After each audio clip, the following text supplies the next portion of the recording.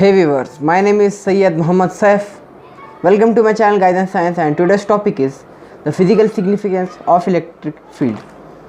In electrostats, if we define electric field, the electric field is independent of the point charge or the test charge, and as it is, there is no much physical significance of electric field.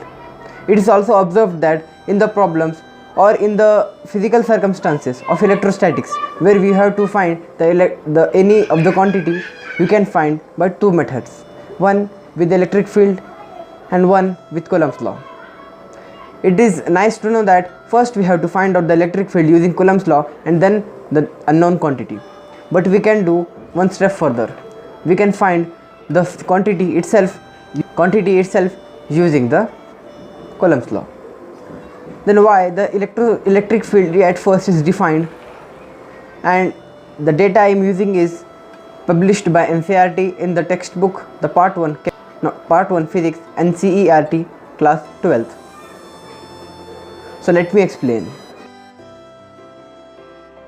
The physical significance of electric field is not mainly in electrostatics because of mainly three reasons.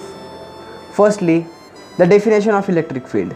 The electric field is defined as a quantity at that point in space may vary with respect to position at that point. In the case of electrostatics, the test charge and the fixed charge, the name itself suggests that it is fixed at that point, or the test charge.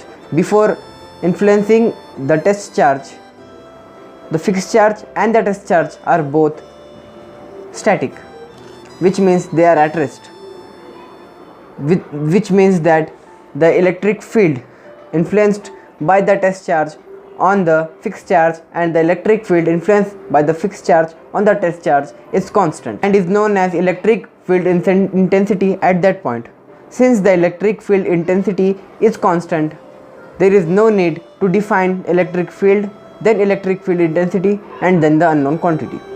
Secondly, as the force is exerted by any charge to the other, there is a time gap between the two. Before exertion of force, there is a transmission of the signal, and since c is the ultimate velocity, the transmission cannot exceed the velocity of c, that is speed of the light. So there is a time delay between exertion of force and transmission of signals. That means once the influence of the fixed charge goes towards the test charge, there is some time delay between the starting of the motion and the exertion of force. That is calculated by time t equal to r by c.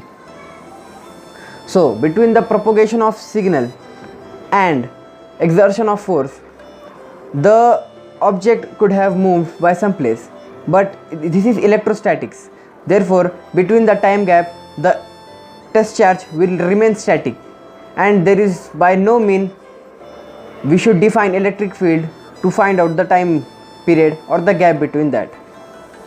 And at third, the instantaneous force cannot be defined, mainly because there is a time gap between the two, and that makes no sense. Why? Because it can't move unless and until some force is exerted on it. In the electrostats, there is no concept defined in which a charge is moving with a constant velocity. Therefore, it should be at rest. So by observing the 3 points, there is no fixed place or there is no mean to define electric field, mainly due to it doesn't affect at all. Then why it is defined and what are its importance?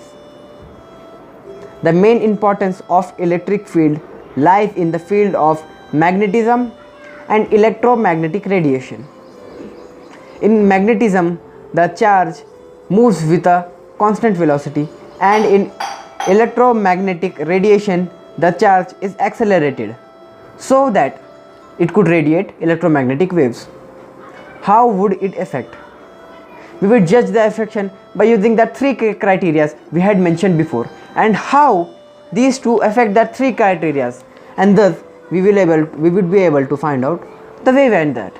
On a side note, I would like to tell that I am also making a video in Hindi/Urdu, and so check that and please comment me if I should make videos in English or Urdu, Hindi, or in both, because that is you who want to see that. So continuing the topics, assume all the consequences discussed before and apply the concept of uniform velocity and acceleration of a charged particle in that. So firstly, we defined that the electric field intensity. Suppose there is a two charge Q1 and Q2. At first, if we should, in the first case, if we should define Q1 as the fixed charge and Q2 as the test charge, the Q2 is not at rest. Indeed, it is moving with a constant velocity, or it could move with an acceleration in a path defined by a locus of a point, and the equation could be given by the locus of that point. That means there are two motions in other directions of that plan.